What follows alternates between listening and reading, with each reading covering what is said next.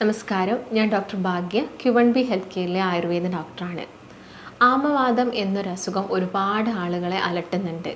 അവർക്ക് അവരുടെ daily routines ചെയ്യാൻ പോലും ഭയങ്കര ബുദ്ധിമുട്ടായിരിക്കാം. അവർ ഇപ്പോൾ പേഷ്യൻസ് ക്ലിനിക്കിൽ വരുന്ന സമയത്ത് അവരുടെ പ്രശ്നങ്ങൾ പറയുമ്പം നമ്മൾ കേൾക്കുന്നതാണ്, ഈ കൈ നിവർത്താൻ പറ്റുന്നില്ല, കാല് നിവർത്താൻ പറ്റുന്നില്ല, കൈയുടെ ജോയിൻസിലെല്ലാം വീക്കം വന്നിട്ടുണ്ട്, കാലിൻ്റെ ജോയിൻസിനൊക്കെ വീക്കം വന്നിട്ടുണ്ട്, ഭയങ്കര റെഡ് കളറാണ്, ടച്ച് ചെയ്യാൻ പറ്റുന്നില്ല, അവർ അവരെന്താണ് ഇപ്പം അവരുടെ ശരീരം കംപ്ലീറ്റ് ആയിട്ടൊന്ന് കോടിപ്പോയി, നേരെ നിവർന്ന് നിൽക്കാൻ പറ്റുന്നില്ല.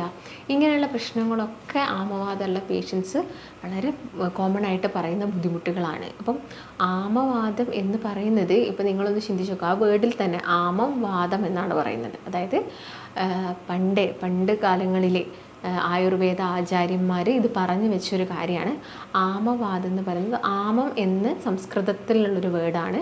ഇത് ഉദ്ദേശിക്കുന്നത് എന്താണെന്ന് വെച്ചാൽ ടോക്സിൻ എന്നാണ്. നമ്മുടെ ഗട്ടിൽ അല്ലെങ്കിൽ നമ്മുടെ വയറ്റിൽ ടോക്സിൻ രൂപത്തിൽ വന്ന് കിടക്കുന്ന ഭക്ഷണങ്ങളാണ് ആമവാദം ഉണ്ടാക്കുന്നത്, അല്ലെങ്കിൽ റുമറ്റോയിഡ് ആർത്രൈറ്റിസ് ഉണ്ടാക്കുന്നത്.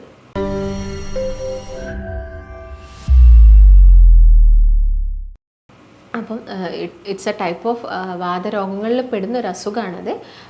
ഒരു വാതരോഗ വിഭാഗത്തിൽ പെടുന്നത് കൊണ്ട് തന്നെ ജോയിൻറ്റ് പെയിനും കാര്യങ്ങളൊക്കെ വരുന്നുണ്ട്. അപ്പം മെയിനായിട്ട് നമ്മൾ നോക്കുന്ന സമയത്ത് ബുദ്ധിമുട്ടുകളും കാര്യങ്ങളൊക്കെ ജോയിൻറ്റ്സിലും അതുപോലെ പേശികളിലൊക്കെയാണ് വരുന്നതെങ്കിലും ഇതിൻ്റെ റൂട്ട് കോസ് അല്ലെങ്കിൽ ഇതിൻ്റെ സ്റ്റാർട്ടിംഗ് എന്ന് പറയുന്നത് നമ്മുടെ ഗട്ടിൽ തന്നെയാണ്. ഗട്ട് ഓക്കെ അല്ലെങ്കിൽ വരുന്ന ഒരു പ്രധാനപ്പെട്ട അസുഖമാണ് ആമവാദം എന്ന് പറയുന്നത്. അപ്പം ഇത് പറയുന്നത് എന്താണെന്ന് വെച്ചാൽ, നമ്മൾ കഴിക്കുന്ന ഭക്ഷണത്തിന് പ്രോപ്പറായിട്ടുള്ളൊരു ദഹനം നടക്കുന്നില്ലെങ്കിൽ ഇത് നമ്മുടെ ആമാശയത്തിലും കുടലിലൊക്കെ എന്തായിട്ടൊരു ടോക്സിനായിട്ട് മാറുന്നു. അതാണ് ആമം എന്ന് ഉദ്ദേശിക്കുന്നത്. അതിൻ്റെ ഭാഗമായിട്ട് നമുക്ക് വരുന്ന ബുദ്ധിമുട്ടാണ് ഈ ഒരു വാദമായതുകൊണ്ടാണ് ഇതിനെ റുമറ്റോയിഡ് ആർത്രൈറ്റിസ് അല്ലെങ്കിൽ ആമവാദം എന്ന് പറയുന്നത്. അപ്പോൾ മെയിനായിട്ട് നമ്മൾ പേഷ്യൻറ്റിനോട് ബ്ലഡ് ടെസ്റ്റ് ചെയ്ത് നോക്കാൻ പറയും. ഡയറക്റ്റായിട്ട് നിങ്ങൾക്ക് ആമവാദം ഉണ്ട് എന്ന് പറയുന്നതിൽ തന്നെ നമ്മൾ അവരോടൊന്ന് പറയുന്നത് എന്താണ്, നിങ്ങളൊന്ന് ബ്ലഡ് ടെസ്റ്റ് ചെയ്ത് വരിക. ഇത് പറയാനുള്ളൊരു മെയിൻ റീസൺ, ആമവാദം മെയിനായിട്ടും 2 രീതിയിൽ വരാം. ഒന്ന് പറയുന്നത് സീറോ പോസിറ്റീവായിട്ടും മറ്റൊന്ന് സീറോ നെഗറ്റീവായിട്ടുമാണ്. അപ്പം സീറോ പോസിറ്റീവ് എങ്ങനെ നമുക്ക് മനസ്സിലാക്കാം? ഇതിൻ്റെ അകത്ത് 6 ഫാക്ടർ പോസിറ്റീവായിരിക്കും, CCP ടെസ്റ്റ് പോസിറ്റീവായിരിക്കും, അതുപോലെ തന്നെ ESR ചിലപ്പം കൂടുതലായിരിക്കും, അതുപോലെ തന്നെ നമ്മൾ റിയാക്റ്റീവ് പ്രോട്ടീൻസ് നോക്കുക, എത്രത്തോളം ഇൻഫ്ലമേഷൻ, ഇതെല്ലാം ചിലപ്പം ഹൈ ലെവൽ അല്ലെങ്കിൽ പോസിറ്റീവായിട്ട് കാണിക്കുന്നുണ്ടായിരിക്കാം. എന്നാൽ സീറോ നെഗറ്റീവ് നമ്മൾ ആർത്രൈറ്റിസ് എടുത്ത് നോക്കുകയാണെങ്കിൽ, റുമറ്റോയിഡ് ആർത്രൈറ്റിസ് എടുത്ത് നോക്കുകയാണെങ്കിൽ ഇതിൻ്റെ അകത്ത് 6 ഫാക്ടറും അതുപോലെ തന്നെ CCP ഒക്കെ നെഗറ്റീവായിരിക്കാം. അതുപോലെ തന്നെ ESRും റിയാക്റ്റീവ് പ്രോട്ടീൻസൊക്കെ കൂടുതലായിട്ടും കണ്ടുവരാം.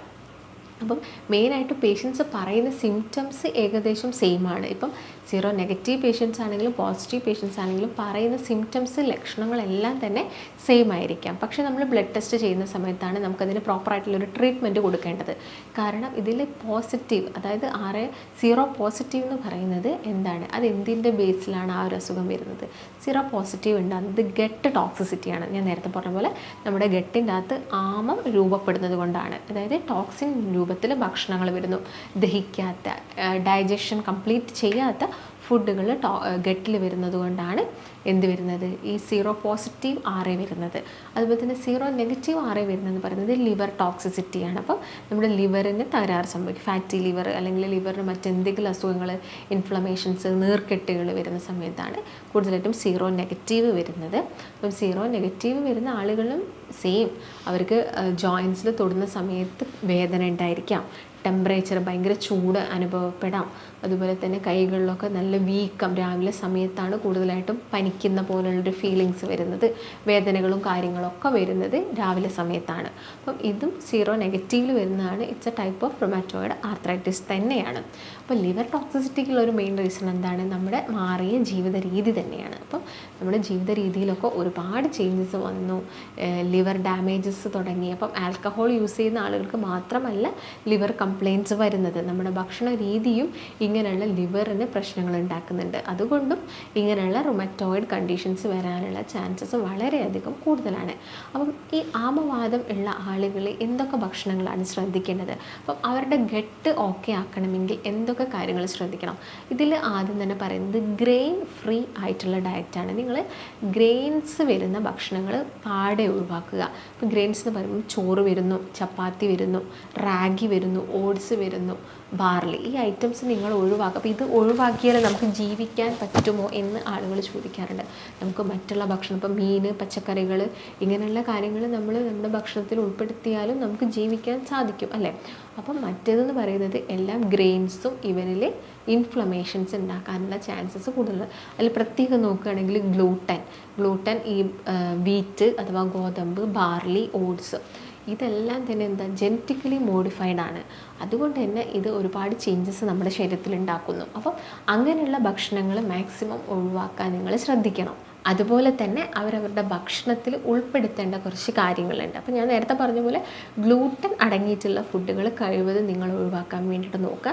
പിന്നെ അവരുടെ ഡൈജഷൻ ഓക്കെ ആക്കുകയാണ് വേണ്ടത് അല്ലേ. അപ്പം ഡൈജസ്റ്റീവ് എൻസൈംസ് പോലെയുള്ള അങ്ങനെയുള്ള സപ്ലിമെൻറ്റ്സ് നമ്മൾ എടുക്കുന്നത് കൊണ്ട് കുഴപ്പങ്ങളൊന്നുമില്ല. പക്ഷേ നിങ്ങളത് എടുക്കുന്നത് എപ്പോഴും ഒരു ഡോക്ടറിൻ്റെ നിർദ്ദേശപ്രകാരം മാത്രം എടുക്കണം. അപ്പം സ്വയം ട്രീറ്റ്മെൻറ്റ് ചെയ്യുന്ന ഒരുപാട് ആളുകൾ, ഇപ്പോൾ നമ്മൾ സ്വയം ട്രീറ്റ് ചെയ്യുന്ന സമയത്ത് അത് നമുക്ക് മറ്റുള്ള ബുദ്ധിമുട്ടുകളിലോട്ടും പോകാൻ പാടില്ല. അതുകൊണ്ട് അതെല്ലാം നിങ്ങളൊരു ഡോക്ടറിൻ്റെ നിർദ്ദേശം എടുത്തതിന് ശേഷം മാത്രം കഴിക്കാൻ വേണ്ടി നോക്കുക. പിന്നെ വേണ്ടത് നല്ല പ്രോബയോട്ടിക്സ് ആണ്. അപ്പോൾ പ്രോബയോട്ടിക്സ് എന്നൊക്കെ പറയുന്ന സമയത്ത് നിങ്ങൾക്ക് എല്ലാവർക്കും അറിയാം തൈര്, മോരൊക്കെ. അപ്പോൾ ഇതെന്താ ചെയ്യുന്നത്? ഇത് നമ്മുടെ കുടലിലുള്ള നല്ല ബാക്ടീരിയാസിൻ്റെ ഗ്രോത്ത് കൂട്ടുകയാണ് ചെയ്യുന്നത്. അപ്പം നല്ല ബാക്ടീരിയാസിൻ്റെ ഗ്രോത്ത് കൂട്ടിയിട്ട് എച്ച് പൈലോറി പോലുള്ള ബാക്ടീരിയാസിൻ്റെ ഒക്കെ ഗ്രോത്ത് നമുക്ക് കളയണം അല്ലേ. അപ്പോൾ ചെറിയൊരു എമൗണ്ടിൽ അത് ഉണ്ടാവും, പക്ഷേ അതിൻ്റെ ഓവർ ഗ്രോത്ത് പാടില്ല. അപ്പം എന്ത് ചെയ്യുക? അപ്പം ഈ തൈര്, മോരൊക്കെ, അപ്പോൾ അധികം പുളിയില്ലാത്ത തൈര് നിങ്ങൾ എന്താ ചെയ്യുക, എല്ലാ ദിവസവും ഒരു കപ്പ് കുടിക്കാൻ വേണ്ടി നോക്കുക. അപ്പോൾ റുമറ്റോയ്ഡ് ആർത്രൈറ്റിസിൽ നമ്മൾ വെറും പെയിൻ കില്ലേഴ്സോ അല്ലെങ്കിൽ ആ ഒരു ഏരിയയിൽ സ്വെല്ലിങ് കുറയ്ക്കുന്ന മാത്രമായിട്ടുള്ള മെഡിക്കേഷൻസ് മാത്രം എടുത്തത് കൊണ്ട് കാര്യമല്ല. ഞാൻ നേരത്തെ പറഞ്ഞ പോലെ ഇങ്ങനെയുള്ള പ്രോബയോട്ടിക്സ് നിങ്ങളുടെ ഭക്ഷണത്തിൽ മാക്സിമം ഇൻക്ലൂഡ് ചെയ്യണം. അപ്പം ഈ ഗട്ട് ഫ്ലോറ ഓക്കെ ആവണമെങ്കിൽ നല്ല പ്രോബയോട്ടിക്സ് വേണം. ഈ ഒരു പ്രോബയോട്ടിക്സിൻ്റെ വർക്ക് നമ്മുടെ ബോഡിയിൽ നടക്കണമെങ്കിൽ അവിടെ വേണ്ട മറ്റൊരു ഫുഡ് ഐറ്റംസ് എന്ന് പറയുന്നത് എന്താണ്? പ്രീ ഫൈബേഴ്സ് ആണ്. അപ്പോൾ പ്രീ ഫൈബേഴ്സ് നിങ്ങൾ എന്ത് ചെയ്യുക? നിങ്ങളുടെ ഡയറ്റിൽ ഇൻക്ലൂഡ് ചെയ്യുക. അപ്പോൾ പ്രീ ഫൈബേഴ്സ് ഏതൊക്കെയാണ് നോക്കുന്ന സമയത്ത് കൂടുതലായിട്ട് നിങ്ങൾക്കറിയാം നാരുകൾ അടങ്ങിയ ഫുഡുകളാണ്. ഇപ്പം വാഴയുടെ പിണ്ടി അല്ലെങ്കിൽ ചണവിത്ത്, ഇതിലൊക്കെ നാരുകൾ ഒരുപാട് കൂടുതലാണ്. പാഷൻ ഫ്രൂട്ട് കിട്ടുന്നുണ്ടെങ്കിൽ നിങ്ങൾ അത് നിങ്ങളുടെ ഡയറ്റിൽ മാക്സിമം ഇൻക്ലൂഡ് ചെയ്യുക. അതുപോലെ തന്നെ ഞാൻ നേരത്തെ പറഞ്ഞ പോലെ ഈ വാഴപ്പിണ്ടി, അതുപോലെ തന്നെ വാഴയുടെ തട്ട കിട്ടുന്നുണ്ടെങ്കിലൊക്കെ നിങ്ങൾ മാക്സിമം കഴിക്കാൻ വേണ്ടിയിട്ട് നോക്കുക. ഇത് നമ്മുടെ കുടലിലൊക്കെ ഒരു ചൂല് പോലെ ആക്ട് ചെയ്യും. ഇങ്ങനെ ചൂല് പോലെ ആക്ട് ചെയ്യുന്നതുകൊണ്ട് തന്നെ ടോക്സിൻസ് ഒക്കെ വരുന്നത് റിമൂവ് ചെയ്യാൻ വേണ്ടിയിട്ട് ഹെൽപ്പ് ചെയ്യും. അപ്പോൾ നമ്മുടെ ബോഡിക്ക് ഉത്തമമായിട്ടുള്ള രീതിയിലുള്ള കാര്യങ്ങളൊക്കെ നിങ്ങൾ കഴിക്കുക. പിന്നെ നമുക്ക് എന്തൊക്കെ കഴിക്കുക എന്ന് നോക്കുന്ന സമയത്ത് ഫ്രൂട്ട്സിൽ ഏറ്റവും നല്ലതെന്ന് പറയുന്നത് പേരയ്ക്കാണ്. പേരയ്ക്കയിൽ തന്നെ വിറ്റാമിൻ സി കൂടുതലാണ്. അപ്പോൾ വിറ്റാമിൻ സി റിച്ച് ആയിട്ടുള്ള, അതുപോലെ തന്നെ വൈറ്റമിൻ ഇ റിച്ച് ആയിട്ടുള്ള അവക്കാഡോ നിങ്ങൾക്ക് കിട്ടുന്നുണ്ടെങ്കിൽ അതും നിങ്ങളുടെ ഡയറ്റിൽ മാക്സിമം ഉൾപ്പെടുത്താൻ വേണ്ടിയിട്ട് ശ്രദ്ധിക്കുക. അപ്പം അവക്കാഡോ, പേരയ്ക്ക, അതുപോലെ തന്നെ തേങ്ങ എല്ലാ ദിവസവും നമുക്ക് കാൽഷ്യം, അതുപോലെ തന്നെ വിറ്റാമിൻ ഡിയുടെ ഡെഫിഷ്യൻസി ഒന്നും ഉണ്ടാവാൻ പാടില്ല. അപ്പം അതിന് വേണ്ടിയിട്ട് നിങ്ങൾ എല്ലാ ദിവസവും തേങ്ങ ചിരകിയതൊക്കെ നിങ്ങളുടെ ഭക്ഷണത്തിൽ ഇൻക്ലൂഡ് ചെയ്യുക. ഫ്ലാക്സ് സീഡ്സ്, മത്സ്യങ്ങൾ, മത്തി, അയല പോലുള്ള ചെറു മത്സ്യങ്ങളൊക്കെ നിങ്ങൾ മാക്സിമം നിങ്ങളുടെ ഡയറ്റിൽ ഇൻക്ലൂഡ് ചെയ്യുക. അപ്പോൾ ഇതെല്ലാമായിട്ടുള്ളൊരു ഡയറ്റ് നിങ്ങളൊന്ന് ഫോളോ ചെയ്യുക. പിന്നെ പച്ചക്കറികളെല്ലാം തന്നെ നമുക്ക് കഴിക്കാവുന്നതാണ്. പച്ചക്കറികളൊക്കെ നന്നായിട്ട് വേവിച്ചിട്ട് നിങ്ങൾ എന്ത് ചെയ്യുക, നിങ്ങളുടെ ഭക്ഷണത്തിൽ ഇൻക്ലൂഡ് ചെയ്യുക. അപ്പം അതൊക്കെ നിങ്ങൾ കഴിക്കുക. അപ്പം ചില ആളുകൾക്ക് ചോറ് കംപ്ലീറ്റ് ആയിട്ട് ഒഴിവാക്കാൻ ബുദ്ധിമുട്ടുണ്ട്. നിങ്ങൾക്ക് കംപ്ലീറ്റ് ആയിട്ടുള്ള ഒരു റിസൾട്ട് കിട്ടണമെങ്കിൽ നിങ്ങൾ കംപ്ലീറ്റ് ആയിട്ടുള്ള ഗ്രെയിൻസ് ഒക്കെ ഒന്ന് ഒഴിവാക്കി നോക്കുക. ബ്രൗൺ റൈസ് ആണെങ്കിലും വളരെ ചെറിയൊരു എമൗണ്ടിൽ മാത്രമേ കഴിക്കാൻ പാടുള്ളൂ. ബ്രൗൺ റൈസ് നമ്മൾ കഴിക്കുന്നുണ്ടെങ്കിൽ നമുക്ക് നമ്മുടെ ബോഡിയിൽ വരേണ്ട റിസൾട്ട് എന്ന് പറയുന്നത് കുറച്ച് ടൈം അങ്ങോട്ട് കൂടുതലായിട്ട് പോകും. അതുകൊണ്ട് നിങ്ങൾ എന്ത് ചെയ്യുക, മാക്സിമം എല്ലാം തന്നെ ജസ്റ്റ് ഒന്ന് ഒഴിവാക്കി നോക്കുക. എന്നിട്ട് മെഡിക്കേഷൻസ് ഇതിൻ്റെ കൂടെ തന്നെ എടുക്കുക. അതുപോലെ തന്നെ ഞാൻ നേരത്തെ പറയുമ്പോൾ തന്നെ probiotics, prebiotics, omega-3 fatty acids നിങ്ങളുടെ ഭക്ഷണത്തിൽ മാക്സിമം ഇൻക്ലൂഡ് ചെയ്യാൻ വേണ്ടിയിട്ടൊക്കെ ശ്രദ്ധിക്കാം. അപ്പോൾ ഇങ്ങനെയുള്ള കാര്യങ്ങളൊക്കെ ചെയ്യുമ്പോൾ തന്നെ നമുക്ക് ഈ റൊമാറ്റോയിഡ് കണ്ടീഷൻസൊക്കെ നമുക്ക് കുറച്ചെടുക്കാൻ വേണ്ടി സാധിക്കും. പിന്നെ നോർമലി നമുക്ക് ജോയിൻസിനൊക്കെ പെയിൻ വരുന്ന സമയത്ത് എല്ലാവരും ചെയ്യുന്നൊരു മിസ്റ്റേക്കാണിത്. നമുക്ക് ഒരു ജോയിൻറ്റിന് ഇപ്പോൾ വേദന വന്നാൽ നമ്മൾ ആദ്യം ചെയ്യേണ്ട എന്തെങ്കിലും ഒരു എണ്ണയോ അല്ലെങ്കിൽ എന്തെങ്കിലും നമ്മുടെ കൈ കൊണ്ട് തന്നെ എപ്പോഴും നമ്മളൊന്ന് ഒഴിഞ്ഞു കൊടുക്കും അല്ലേ, നമ്മളൊരു മസാജ് കൊടുക്കും. പക്ഷേ ഒരിക്കലും നമ്മൾ റൊമാറ്റോയിഡ് കണ്ടീഷനുള്ള സമയത്ത് നമ്മൾ മസാജിങ് കഴിവതും നമ്മൾ ഒഴിവാക്കണം. അപ്പോൾ ഇങ്ങനെ കൂടുതൽ നമ്മൾ മസാജ് ചെയ്യുന്ന സമയത്ത് നമ്മൾ ആ ഭാഗത്തുള്ള ടിഷ്യൂസിനെ, കാർട്ടിലേജസിനെ എല്ലാം തന്നെ എഫക്റ്റ് ചെയ്യുകയാണ് ചെയ്യുന്നത്.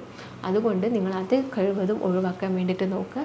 അതുപോലെ നിങ്ങളുടെ ഗട്ട് ക്ലിയർ ആവുന്ന, ഗട്ടിന് വേണ്ട രീതിയിലുള്ള ഭക്ഷണങ്ങൾ നിങ്ങൾ കഴിക്കാൻ വേണ്ടിയിട്ടൊക്കെ ശ്രദ്ധിക്കുക. അപ്പോൾ പ്രോപ്പറായിട്ടുള്ളൊരു ഡയറ്റ് നിങ്ങൾ ഫോളോ ചെയ്ത് പോവുക. വെജിറ്റബിൾസ്, അതുപോലെ തന്നെ ഓയിൽസൊക്കെ ആവുന്ന സമയത്ത് നമ്മൾ കൂടുതലായിട്ടും എണ്ണക്കടികൾ അതൊക്കെ കഴിവതും കുറയ്ക്കുക. എപ്പോഴെങ്കിലുമൊക്കെ ഒന്ന് കഴിക്കുക. നല്ല ഡീപ്പ് ഫ്രൈ ചെയ്തിരിക്കുന്ന ഭക്ഷണങ്ങളൊക്കെ, മീനൊക്കെ നിങ്ങൾ എപ്പോഴും കറി വെച്ചിട്ട് കഴിക്കാൻ വേണ്ടി നോക്കുക. കഴിവതും പൊരിച്ച് കഴിക്കുന്ന ശീലമൊക്കെ ഉണ്ടെങ്കിൽ അതൊക്കെ ഒഴിവാക്കിയിട്ട് കറി വെച്ചിട്ട് കഴിക്കുക. പിന്നെ വെള്ളം നന്നായിട്ട് കുടിക്കണം.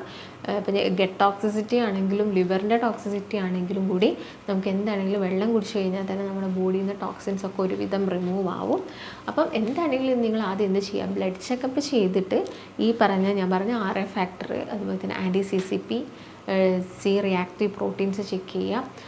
ഇങ്ങനെയുള്ള ESR നോക്കുക, എത്രത്തോളം ഇൻഫ്ലമേഷൻസ് ഉണ്ട് എന്നുള്ള കാര്യങ്ങളൊക്കെ മനസ്സിലാക്കാൻ വേണ്ടിയിട്ട്. അപ്പോൾ ഇതൊരു പരിധിയിൽ കൂടുന്ന സമയത്തൊക്കെ നമുക്ക് മനസ്സിലാക്കാം സീറോ നെഗറ്റീവ് ആണോ അല്ലെങ്കിൽ സീറോ പോസിറ്റീവ് ആർത്രൈറ്റിസ് ആണോ എന്നുള്ള കാര്യങ്ങൾ.